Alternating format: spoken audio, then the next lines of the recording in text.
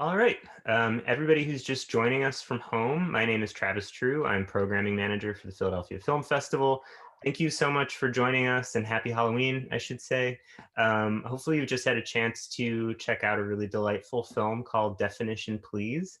And we are lucky enough to be joined by the film's writer, director, producer, and stars, Sujata Day, as well as stars Ritesh Rajan, who plays Sunny, Anna Khaja, who plays Jaya, and Lalaine, who plays Krista.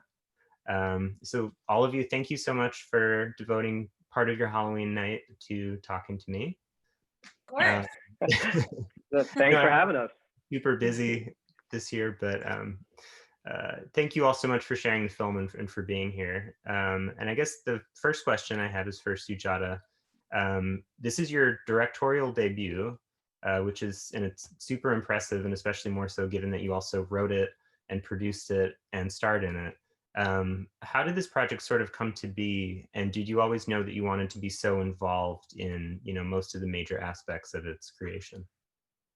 Yeah, I will take you back to fourth grade where I won my fourth grade spelling bee.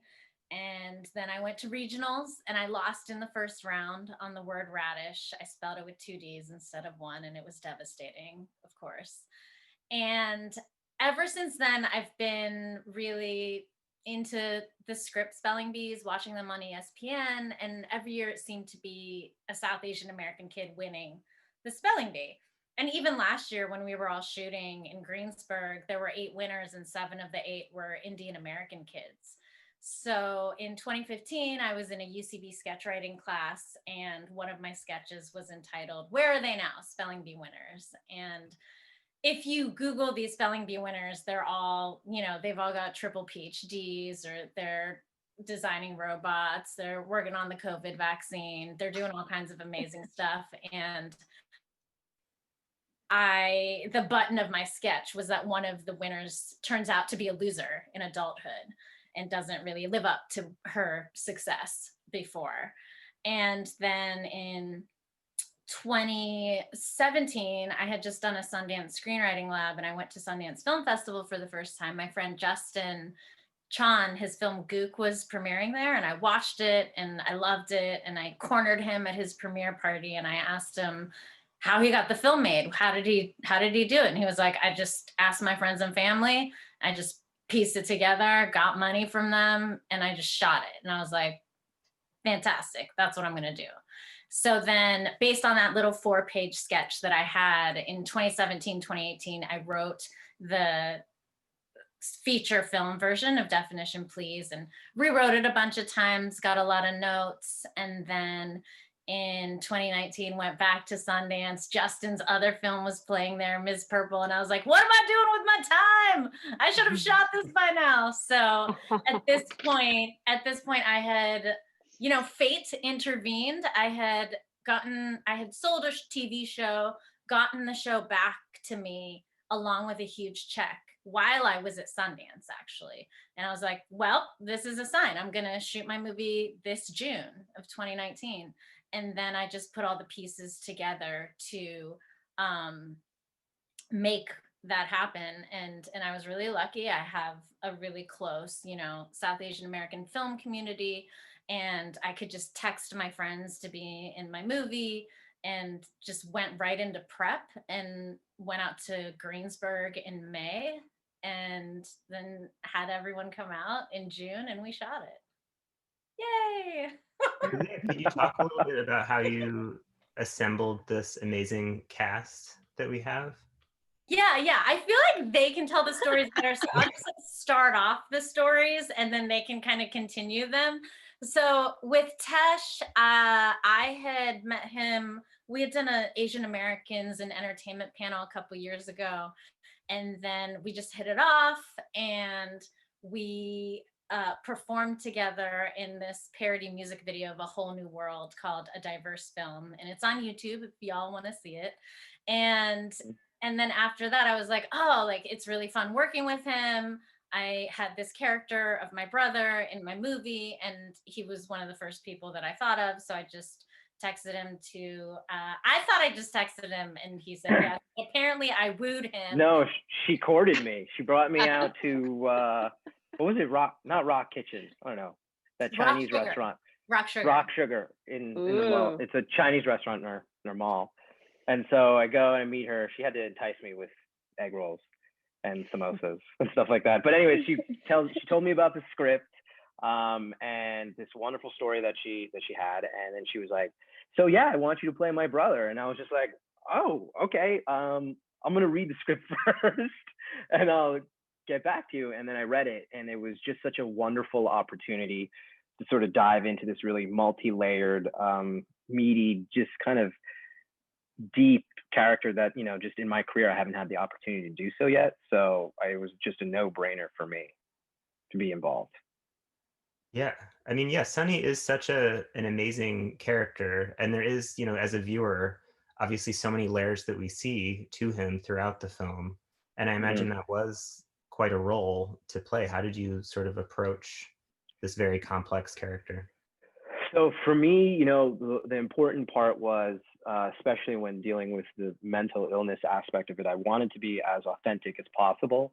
I didn't want to play a cliche. I didn't want to just play, you know, just like one sort of colored emotion and blanket the whole thing. So, you know, Suj and I spoke in depth about her own experiences and where the character was coming from and what kind of backstory we had for him. And, you know, I was lucky enough. I have a family of doctors. Both my parents are doctors. Lots of my aunts and uncles are doctors.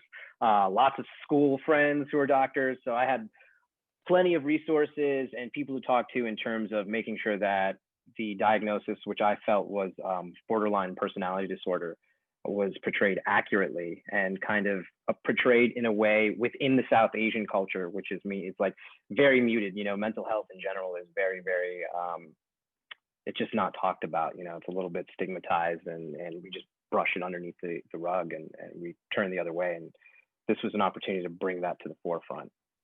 Yeah, absolutely. Well, Anna, I wonder for you too, what did you sort of think when you read this script? Right. You read the part of Jaya. Yeah. What's the role? Yeah. Well, you know, Sujata and I had only met once. We had been presenters at an awards show, and she reached out to me afterwards, and I think just asked me to play it. And I read the script, and I was really impressed. You know, I play a lot of South Asian moms. I play a lot of them. And I've found that a lot of times I can almost like beat by beat predict how it's going to go. And this was completely different, you know, that it wasn't an idea on the page. This was an actual individual human being on the page that she had written who navigated the American culture she lived in, the South Asian culture that she came from, and what was going on with her family in her own unique way. You know, it's her own unique amalgam of those things, brought forth by her own spirit. And so I just really appreciated that, and I loved having the opportunity to, you know, do things like smoke weed with my daughter, or you know, just have fun and dance around or play with my kids, and not be, you know, scolding her because she has a boyfriend or is dating a guy, but being a little like more interested and like, you know, who's this guy you're hooking up with? You know what I mean? Yeah. Just breaking some of those stereotypes while also embracing the culture she comes from instead of just like completely denying it. Yeah, completely. Yeah, I mean, she's such a fun but also really endearing character, and I wonder, knowing as you're playing her that, you know, throughout most of the film she is lying to her children. Spoiler alert for anyone, I think everyone's watched the film, hopefully, who's watching this. But how do you sort of approach a character who's doing something that's like a little ethically ambiguous, while still having them be kind of, you know, ultimately someone that the audience wants to root for and love? Right. Well, I mean, I don't think she sees herself as ethically ambiguous. I think from her point of view, she's doing something absolutely necessary She knows what her children need in their lives, and she knows what they need from each other. And also, it's just too painful to have it the way it is, especially with her husband gone. Um, so I think it's just a survival thing. And then as an actor, the way that I tried to approach it was, oh gosh, I vacillated back and forth on this, but mostly I just decided to make her the best actor ever. Like for her to do it convincingly, for Jaya to do it convincingly, she would have to convince herself, right? And so I just did that. Yeah. Well, and we were convinced as well. So great job. Oh, good. And Lalaine, I wonder if you could sort of talk too about how you approach the role of Krista, because I feel like in so many films we see like this best friend character, but I feel like in this film Krista is given so much more depth than a character of that nature would normally get, and I think you did a really amazing job with the part. So I wonder if you could just sort of talk, about what you thought of the character and how you approached her. Yeah, well, there's something just so easily relatable to Krista. I think we all want that supportive kind of friend, but Sujata actually, experienced that. And talking to her a little bit, and the bit she told me about her friend and her experience, there was something that was easy to hear from her, but again, it was just easy to connect with what she had put on the page. So when she first asked me to do it, it wasn't until I read the script that I was like, oh, for sure, because there's just something I connected to in the entire story. Back to, her mom faking this sickness throughout the whole thing. That's something, I mean, in a sense, I related to as well, because growing up in an Americanized but ethnic household, my mom would totally pull some things like that. That just was. It was more funny, when that came up. It wasn't, and maybe to some people, it's a serious thing to take in and probably have some other kind of reaction from it, whether it's uh, angry or upset for a mom tricking their kid like that. But there's something loving about that. And I guess unless you grew up in that kind of household, maybe it's something hard to understand. But I related to that immediately throughout the whole story. And then Krista's character, it's just, I feel like that it was just so simple. It wasn't very much to read. She was just so supportive of her friend. And I think without knowing the entire backstory of Krista throughout the whole movie, you just knew that, um, Sujata's role was always so supportive of her as well. And I think in the movie, you just see that other side where she's the one that's like being that other rock for her role. Yeah, no, of course. Well, I feel like something that's come up in each of your responses to some degree is the fact that something that's unique about this film is the way that it does sort of uh, flip or just completely eschew stereotypes, whether they be, about any immigrant families or specifically about South Asian families or kids. And Sujata, I wonder if you could talk about that aspect of the film. Is that something that you were really intentionally sort of trying to do with this film?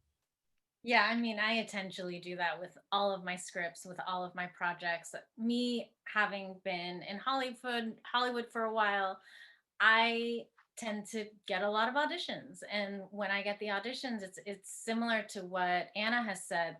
It's you can predict what's going to happen with these characters from beat to beat, and you're like, "Oh, okay, so she's getting an arranged marriage, and now the mom's going to be mad at her because she doesn't want the arranged marriage." And then now, so it's like this similar storyline that just keeps playing out and keeps playing out. And it's something that I can never relate to, and I'm always like, where are these writers getting these storylines from?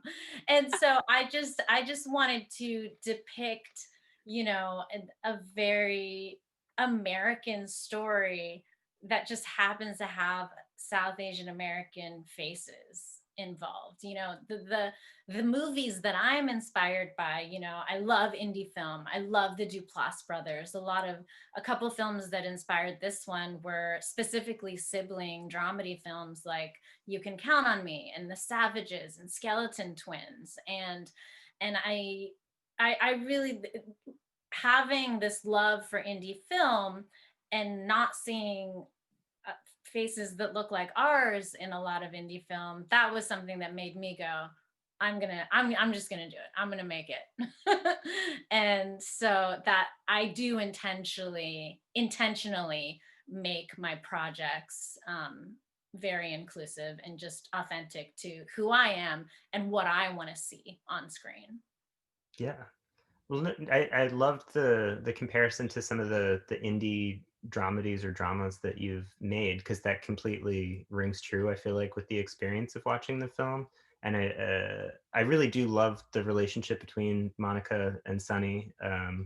And Ritesh, you've talked a little bit about the way that you sort of approached the topic of mental illness in the film. But I wonder if you could sort of talk a little bit about, or Sujata, and just in writing it, why it was important to sort of address this topic within the film. I think Tesh, you can take the question. Yeah, you know, it was something that Suj and I spoke about because it's something that she was dealing with, and it was part of the story that we felt like, coming from the Asian perspective, specifically the Indian's perspective, it's something that is never addressed. And here we are, when we talk about dealing with the stereotypes of, okay, you know, instead of talking about we're an Indian family and we're going to show Indian tropes and do this whole thing, it's like, no. We're an Indian American family going through our shit. And at the nucleus of that is a mental health issue, a strained relationship between two siblings, and a mother trying to bring her family back together, you know, kind of after dealing with the death of her husband, you know, the 1-year anniversary. And it's just sort of like, we wanted to tell the story that mattered. And that was, I think, what we tried to do, without being like, oh, and by the way, we're also Indian too. You know, that's just part of the characters. That's part of their DNA. It's part of their makeup. And we just wanted to go through their lives as Indian Americans going through their shit. And every family has a version of that. And this was their version of that. And I think we just, by, you know, playing what was on the page and playing conflict and approaching the conflict is what was really important versus, you know, where we came from, per se. Yeah, no, I mean, that I think is completely true. And you're right. I mean, I think anyone watching this film, whether or not they understand every reference to Indian snack foods or Indian movies or anything like that, is still going to have a connection, because everyone, you know, is from a family that's complicated and imperfect, and everyone, you know, probably knows someone like Sunny or like Monica. And I think that's what's so beautiful about the film, is that it's authentic to the Indian American experience, I assume, but is also just about a family dealing with shit. Absolutely. Which is so great. Well, Sujata, a more specific question, but you'd mentioned that you were in a spelling bee as a kid, maybe not quite as, I can't even think of the correct word because that's how poor my vocabulary is, but you were not a champion to the same degree as Monica. What was it like to have to sort of write someone who's just spewing these words? Was there a lot of going back to the thesaurus? Yes, there was. But you know what? I will say, like, I was an avid reader growing up. So I never like trained for the spelling bee. I was just like, did it and I won, and that was cool. And then went to regionals and lost. But I'm someone who always like knew what a word was by looking at it, but I would say it and I would be saying it wrong because I learned it from reading it. So I was someone who knew big words but never really used them or said them out loud. But yes, it was a lot of actually Googling what are the words that these kids lost on. So I would start there and see those lists of like the 10 words that these kids lost on, and I'd be like, oh my God, I've never heard of that word, but that's really cool. And then I would kind of connect it to the theme of the scene or, you know, the whole movie. And that was actually a really fun device to just incorporate and start, you know, using that as the skeleton of the script and be like, okay, like what are these fun words that maybe, you know, not a lot of us know, but that she would definitely know. And yeah, it was definitely a lot of research, a lot of Googling lists, seeing what words worked within the theme and the frame and the emotions of what was happening in the moment. But yeah, it was really fun because sometimes people would read the script and be like, that word's too easy. She, you know, she, and I'd be like, maybe it's easy for you. I don't know. Like, like some of I would these have people, spelled radish wrong.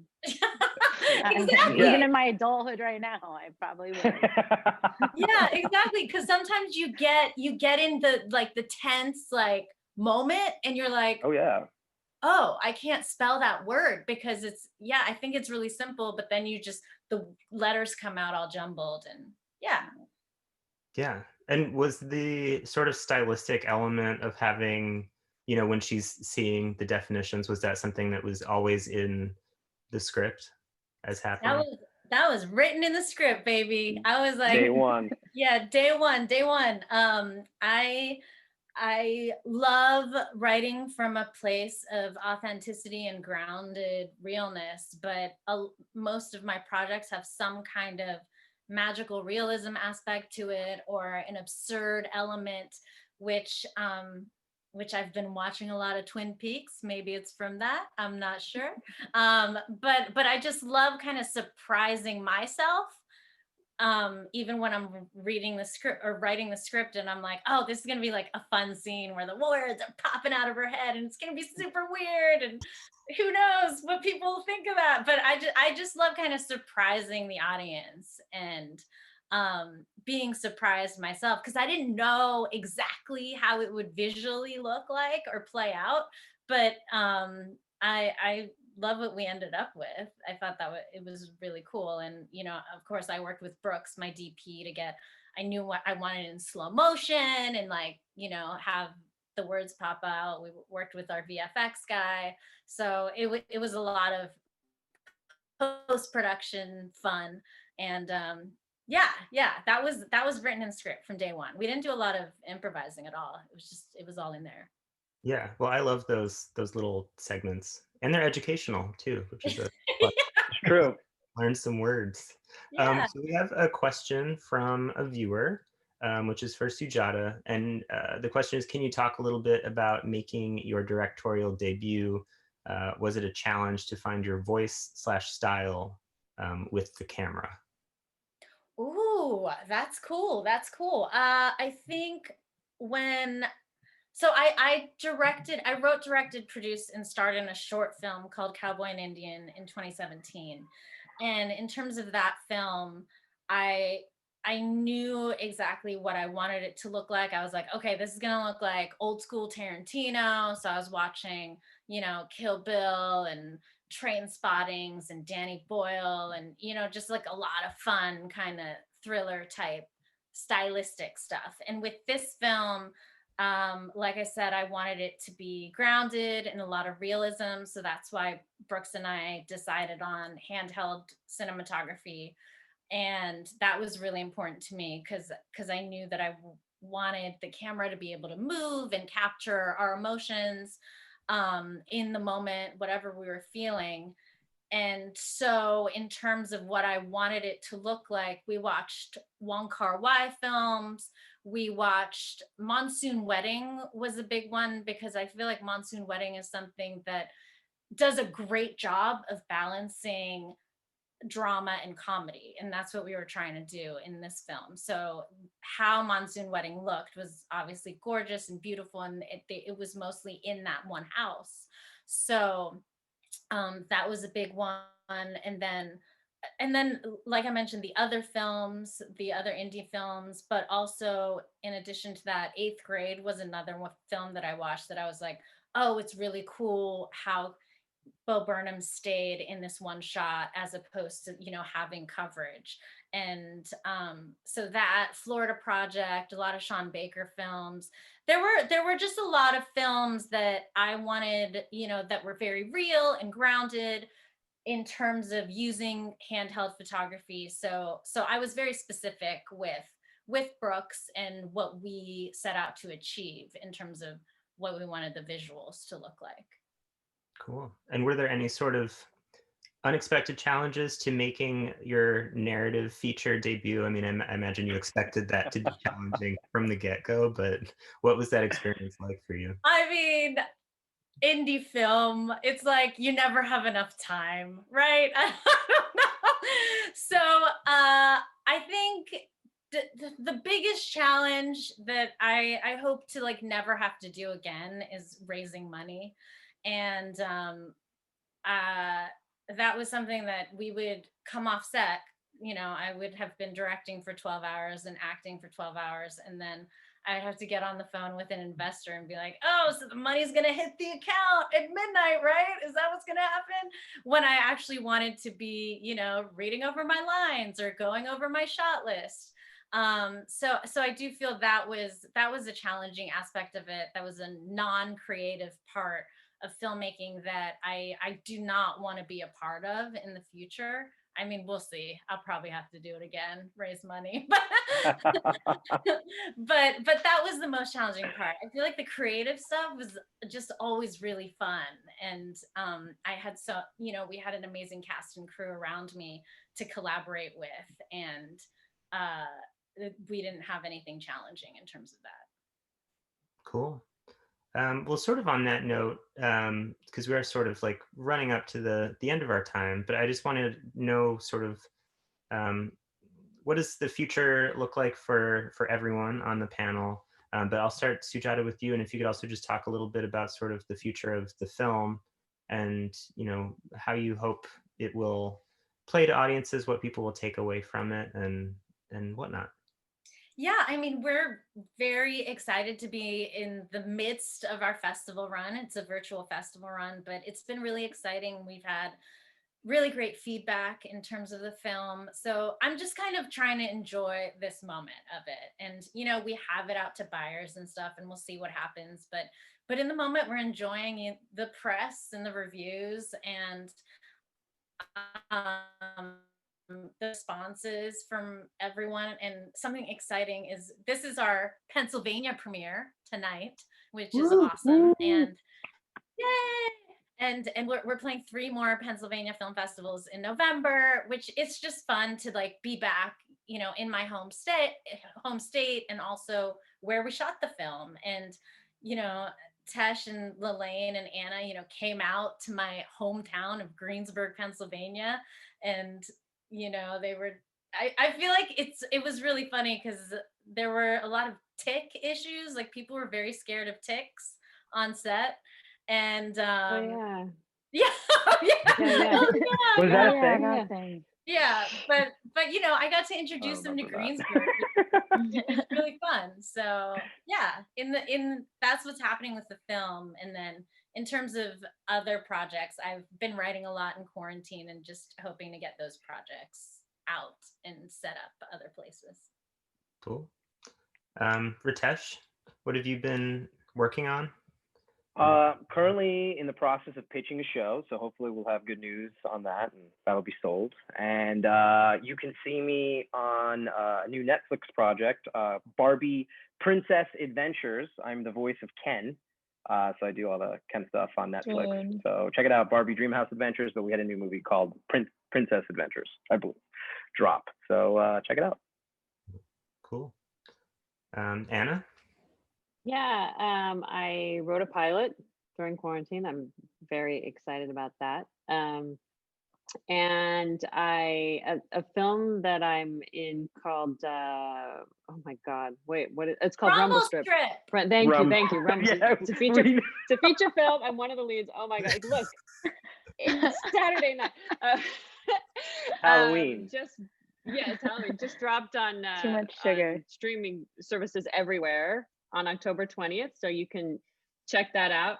it's a really beautiful, like post-apocalyptic sort of poem. I think I really like it. So Cool. And it's called what now? Rumble Strip. Yeah. What's it called, guys? Rumble Strip. Rumble Strip. Yeah.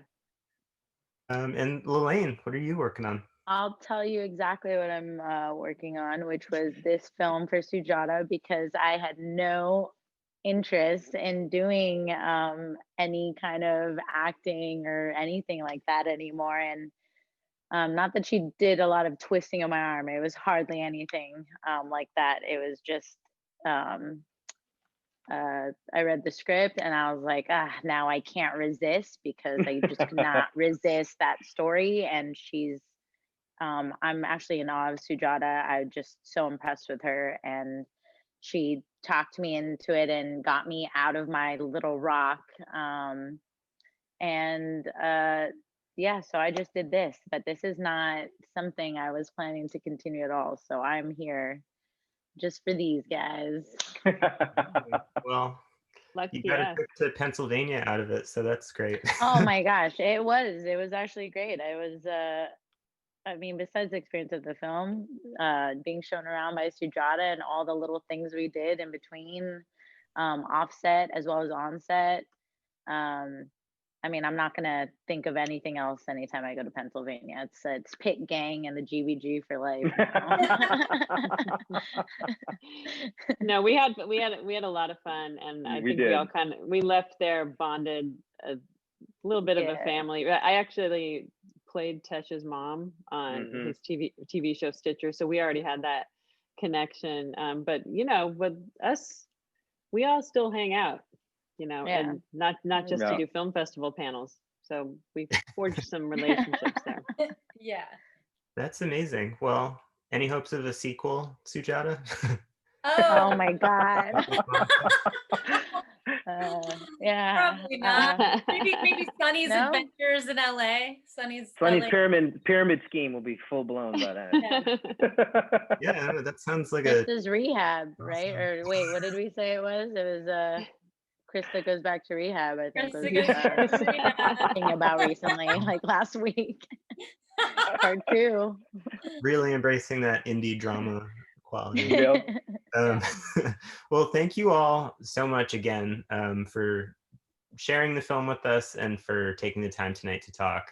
And hope you all have a wonderful rest of your Halloween. But thanks again. Thank you so much, Travis. Thank you. You too. Yeah, thanks. Happy Halloween.